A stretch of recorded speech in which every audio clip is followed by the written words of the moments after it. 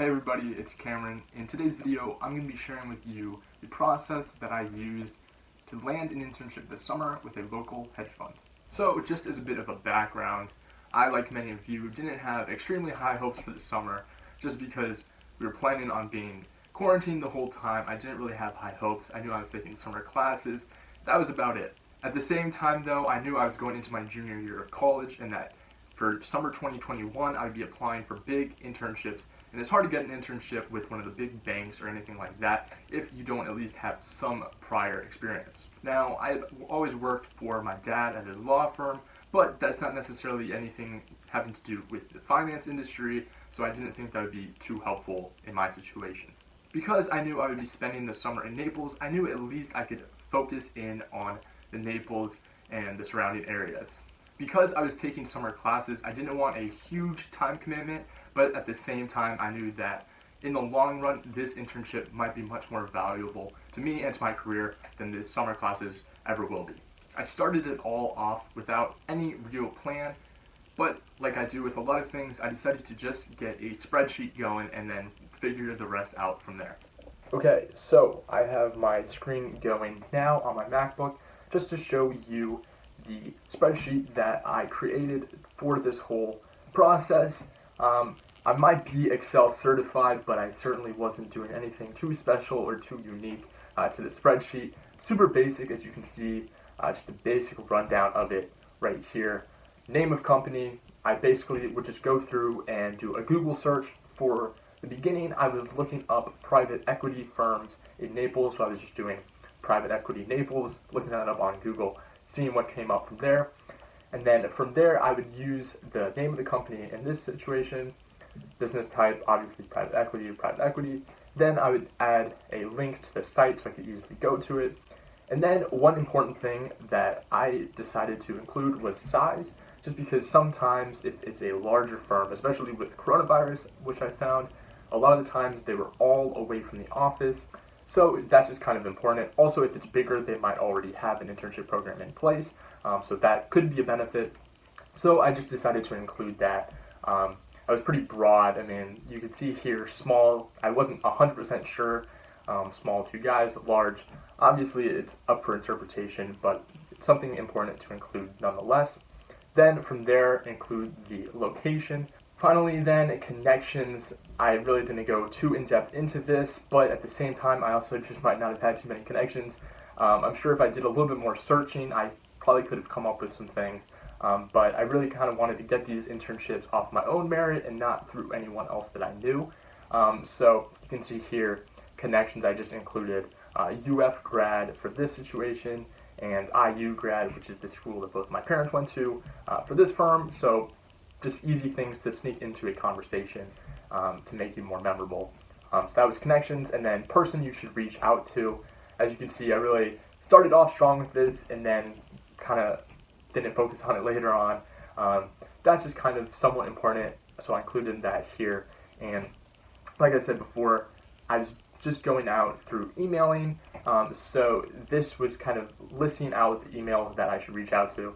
For a lot of these other firms, they either had a contact email or they just had like one email on the page that you could reach out to. So I didn't feel like including it on the spreadsheet. Then finally, as you can see here, I eventually kind of narrowed it down. I reached out to a lot of different firms here, so not just private equity.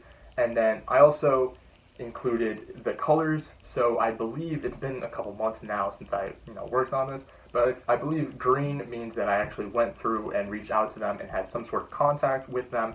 Yellow means that I at least reached out to them, and then I think white means I did not reach out to them for whatever reason. I don't know why I wouldn't have, but yeah, as you can see here, I really did a good job of reaching out to a lot of different companies, about 16 companies in total. So that is kind of the spreadsheet. Pretty simple, pretty basic. Anyone with any remedial Excel knowledge can throw that together. But now that we've looked at the spreadsheet, let's get into the next step that I took. So now that I have the firms in mind that I wanted to reach out to, and I also had the emails, I decided that I was going to draft up an email that I would send out to each of the contacts. So this is kind of a gray area as far as people's opinions go. Of course, I can't think of the term now that I'm on the spot, but people really don't like emails where you are just kind of copying and pasting it and sending it to a lot of people. People do it not only for internships, but for countless other things. And I really, obviously, that makes it a lot easier, and that's kind of what this is. But at the same time, I made sure to include plenty of opportunities to include more personal details and things that were relevant only to that specific person that I was reaching out to. I just felt like it would be easy for someone to see that I'm just sending the same email to many people over and over again, and I really didn't want that. I didn't want that to be their first impression of me, because that's not who I am, and I really did make sure to take the time to craft each email to specifically suit every single person I was reaching out to. I would do research, I'd read up on their quarterly reports, look through all about the people themselves, about the firm, where they were founded, their backgrounds, everything and anything that I could include to make it just a little bit more personal and to show that I've done my research and that I actually did care and that they weren't just another name on a list of emails. So I'm going to show you my email now. Do with it as you may, but this is kind of just what I used and that I saw some success with. So, obviously, internship email draft, dear whoever. I sent this out right at the beginning of kind of quarantine and when things were all starting to go down. So, of course, I started off with, first of all, I want to thank you for taking the time to read my email. I'm sure you're very busy, so I'll try to keep it somewhat short. So, this shows that I at least have their feelings in mind. But I just think it's kind of funny. I say I'll keep it somewhat short, but the email itself is still decently long. So then I jump right into it. I say, my name is Cameron Galbraith, and I just finished my sophomore year as a finance major at the University of Florida. Due to COVID-19, I am home in Naples for the summer and looking for a finance-focused internship opportunity. As an intern, I desire to gain valuable field experience as well as build my network here in Naples. I am flexible with both job responsibilities and compensation, as I am looking for an opportunity to gain industry knowledge as well as a first-hand look at what it takes to make it in the world of finance.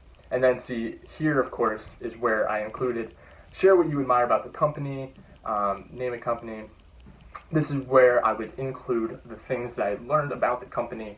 Of course, share what you admire about the company. Obviously, all these companies are very successful, so share kind of one thing that stood out to you that you enjoy and that you thought was interesting. So that was kind of one of those situations where I would do that. And then, of course, I would say, name of the company has a reputation for excellence, and I value your commitment to blank. And then this is another situation where you have to go through and kind of do your research and look at something that you can tell that they really value and that they really put an emphasis on. And it's not hard to find, but it does require you to do some research on their website. And that just really shows that you care and that you've studied up on their company. So finally, that's kind of just the introduction. It states what I'm looking for, and then I jump into kind of more about myself. So I say this. I have excelled in the business courses I've taken so far at UF, including but not limited to, and then I just list off some of the classes that I took. Obviously, this can be adapted to whatever classes you've been in. Then I say, I have also spent the previous 2 summers interning for my father at his estate planning law firm. My administrative responsibilities at the firm have increased through the years, and it has been a valuable experience to learn how to successfully run a client-focused business. Then I say, at the law firm, I was responsible for streamlining the firm's files, researching and preparing presentations on legislative changes, creating diagrams and analysis of client data, as well as many other administrative tasks. In my spare time, I enjoy learning about personal finance and investing, and although my portfolio isn't very large, I still manage it very seriously. So this again just kind of talks about my experience with my internship, as well as who I am as a person and what my interests are. Then I talk about my school. At the University of Florida, I've consistently remained in the top 10% of my class. I have numerous leadership roles throughout campus, and this spring I was nominated and confirmed as Executive Secretary of Finance and Fees for the student government. So I just figured this was something relevant to include, simply because Secretary of Finance, that sounds really good, just because that's finance in the name. But that was just really something I was proud of at the time. I still am.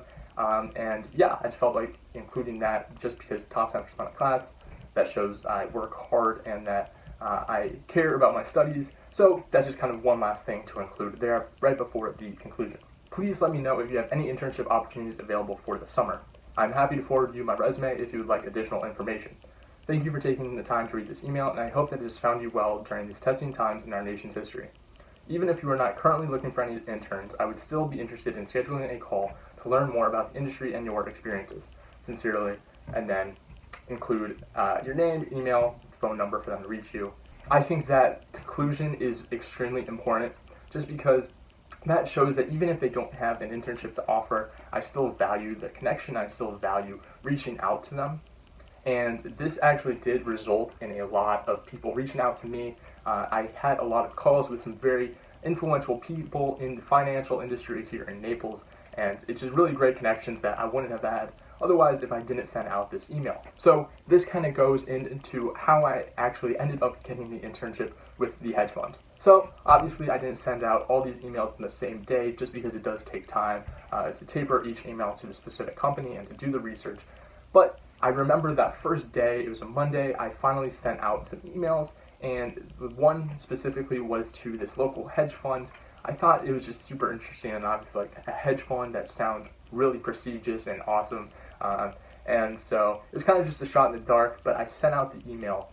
And I remember I was in the car driving back from picking up my brother from camp, and I got a call from a random number that I didn't have the number for, and I answered it. And of course, it was this guy calling me, wanting to talk to me about this whole process.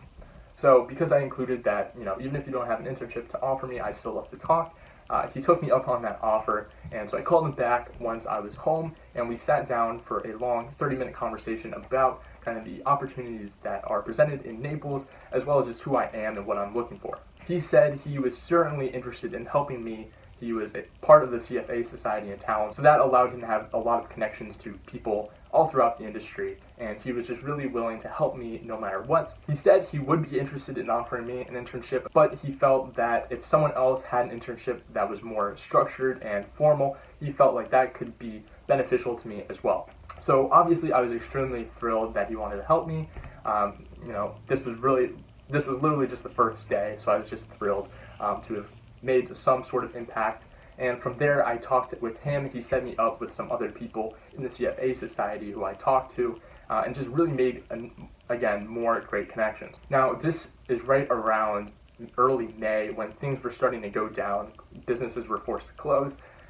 It was really just a weird time when everything was up in the air and no one really had a plan. So, as you could understand, most of the companies reached out to me and they were like, hey, I'm really sorry, but we don't have an internship available. All of us are out of the office, whatever the reasons might have been. But I did get responses back from just about everyone. Everyone enjoyed the email. They said it was very well written and that they just respected that I had reached out to them. And of course, I made sure to reach back out to everyone. I kept the connection, and I just really put an emphasis on leaving everything on the right foot. Simply because you never know when you might need that connection later on. All these people are very powerful, very influential, and who knows, maybe in a couple of years, I'll reach out to them for a job. So finally, after a couple of weeks, I had really just done a lot of talking with other people. This is when my classes were beginning to start, so it was just a really busy time for me, but I really hadn't had much luck. I talked to the president of the CFA society, and he said he would send out an email to kind of get a feel for who was even interested in interns this summer, and he didn't really have too much success with that. Most people, again, weren't offering internships just because of everything going on. Also, his company that he worked for, which is a larger firm in town, was getting acquired by one of the larger banks, so he was just kind of unsure of what the policy even was with his company, and he knew it was going to change soon, so he didn't want to offer me anything and have everything kind of flip and turn upside down at the last minute. So at this point, I was kind of just happy with the impact that I had already made. I made numerous connections that I felt were super important, and I was honestly just happy with that. But finally, I kept on keeping in touch with that first guy from the hedge fund who really just wanted to help me,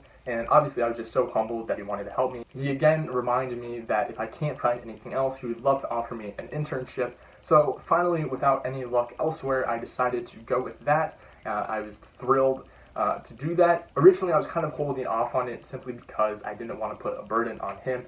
and I just kind of wanted to see what else was out there. Not that his offer wasn't amazing, but mostly because I just wanted to follow his advice and see what else was out there and if there were any more formal, structured internships. But finally, he said he completely understood. Everything was perfectly fine. He understood my situation. He said that he had actually graduated during some of the other kind of rough financial times, both early 2000s with after 9/11 when things were up in the air, and then also during the Great Recession about 10 years ago. So he totally understood the situation I was in, and he just wanted to help me as much as he could. So he offered me an internship as a research analyst intern for his fund. Finally, when I decided to go with him, we sat down and had a long talk about my responsibilities and kind of the format of it, but that will all be discussed in a later video. So guys, as I kind of just alluded to, I will have a video coming in the next couple of weeks discussing how my internship went.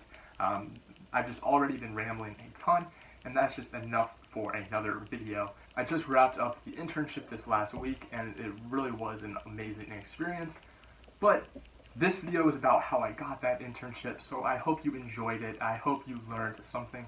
Again, feel free to use the techniques I've used. If you have any questions at all or need any help, reach out to me on Instagram right here, DM me, ask me any questions you need. Again, guys, this just shows you that if you really have an idea in mind and you're committed to it, go out and push, and you can make it happen. I went into this summer with absolutely no plans, no prospects, and I really just turned around my entire summer and potentially my entire career with just a couple of emails and some hard work.